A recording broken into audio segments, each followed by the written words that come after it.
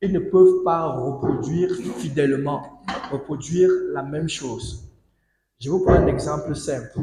On a par exemple une variété de maïs qu'on appelle une variété panard. C'est une variété hybride. Et lorsqu'on regarde les rendements de ce maïs panard, lorsqu'on a ce maïs, les rendements varient entre 10 et 12 tonnes à l'hectare. Et pourtant, lorsqu'on a le maïs reproductible ordinaire, on tourne autour de 3 et 4 tonnes à l'hectare. Lorsqu'on a ce maïs pana et qu'on met au niveau du sol, on obtient donc le rendement de 12 tonnes à l'hectare. Si vous récoltez, vous réutilisez encore ce maïs pana, vous aurez même à peine 1, 2 ou 3 tonnes à l'hectare. Je dis bien à peine 2 tonnes à l'hectare. Pourquoi? Parce que lorsque ce maïs est utilisé, lorsqu'il produit donc les 12 tonnes à l'hectare, elle n'a plus la capacité de pouvoir retransmettre à la prochaine génération les mêmes compétences et les mêmes quantités que seuls des parents. Est-ce que vous voyez un peu? Et c'est la raison pour laquelle ces maïs hybrides-là, on fait comprendre qu'ils ne sont pas reproductibles. Ils ne sont pas reproductibles dans la mesure où ils ne sont pas à mesure de vous donner les mêmes quantités que celles des différents parents. Ça veut dire, lorsque vous prenez par exemple une semence des parents, vous mettez en terre, 100 pieds vont germer. Si vous reprenez d'abord les petits, lorsque vous allez mettre en terre, à peine 50 pieds pourront germer. Vous voyez déjà le premier blocus. Et puis deuxième, si par exemple un épi pouvait peser entre 600 et 700 grammes, ceux de la deuxième génération vont peser à peine 30 à 40. Et lorsque c'est fait comme ça, l'idée c'est quoi? C'est que à chaque fois, à chaque début de campagne, vous puissiez donc dépendre, venir acheter toujours les semences parentales au niveau donc de cela. Et lorsque vous allez mettre, vous récoltez, soit vous faites l'utilisation que vous aviez et vous dépendez donc de ces différents semences de parentaux. Donc, et lorsqu'on parle donc des semences, ce sont des choses qui peuvent se reproduire. La deuxième des choses, lorsqu'on va parler donc de l'état de dormance ou d'hibernation, il y a des semences qui, lorsqu'elles sont récoltées, doivent être séchées.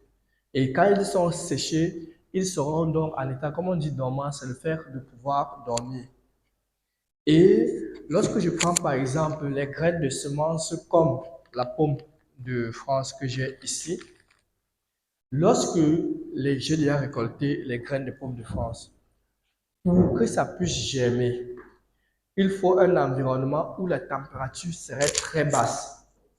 On est entre à moins 0 degré, 0,5 ou moins de 0 degré. Or, dans notre environnement ici, on n'a pas cette température en Afrique subsaharienne. C'est en Europe où ils ont souvent, à la période d'hiver, ils ont donc cette baisse de température. Si par exemple, je veux donc que la pomme de France puisse lever, je vais juste prendre la graine, mettre dans du coton, et il y a même un document dans votre clé où c'est bien expliqué, dans votre clé USB. Lorsqu'on va mettre au frigo, et on va laisser ça au frigo pendant 2 mois, 2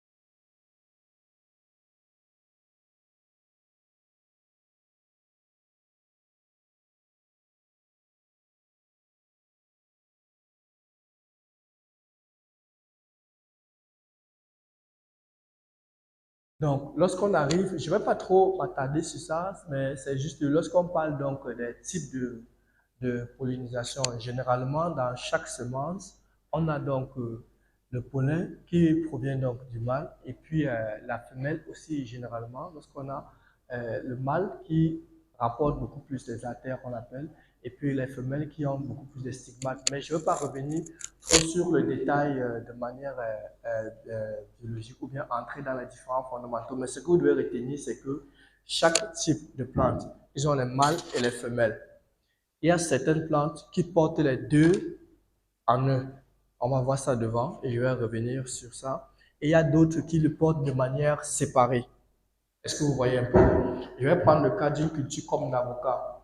Lorsque vous allez prendre les avocats et, ou bien les papayes, il y a les fleurs mâles, il y a les plants mâles et les plants femelles. Donc les deux ne sont pas généralement, et les papayers mâles généralement ne produisent pas les fruits. Or, ce sont les papayers mâles qui doivent aller polliniser la femelle pour pouvoir donner des fruits. Pareil, par exemple, chez les avocatiers. C'est pour cela que lorsqu'une personne dit que peut-être je vais prendre un ou deux plants d'avocatier, le malheur qu'il peut avoir, c'est que s'il tombe uniquement chez les avocatiers femelles, mâles, il n'aura jamais donc de fruits. Raison pour laquelle il est conseillé, donc, lorsqu'on veut prendre deux, trois ou quatre, parce que là, on est sûr maintenant d'avoir, dans la population d'avocatiers, il a été démontré que sur une population de 100, on a 90% d'avoir donc des femelles, qui est une bonne chose, et puis juste 10% d'avoir donc des mâles. Et la probabilité pour avoir 5-6 pieds de mâles sont généralement très faibles. Voilà, raison pour laquelle il n'est pas conseillé de prendre, lorsqu'on fait l'avocatier, un seul, généralement deux.